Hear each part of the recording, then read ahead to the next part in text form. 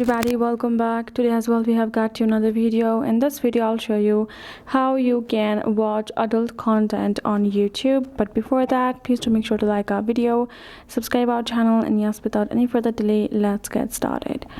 So for that, what you're going to be doing is simply going to go ahead and access your YouTube app right over here. Then from this interface, go ahead, tap on this little U icon given at the bottom right corner.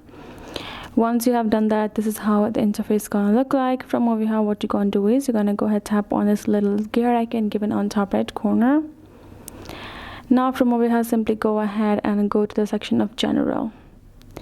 Then once you're over here in this screen, what you have to do is simply have to scroll a little bit and go to restricted mode. You can see this helps hide potentially mature videos, and no filter is 100% accurate. The setting only applies to this app on this device. Make sure this is turned off. If in case you have toggled it on without your knowing, make sure it's turned off. It'll turn it to the gray and you're good to go. And that's basically how you will be able to do. Hope this video helped. Thank you so much for watching. I will see you guys in our next video.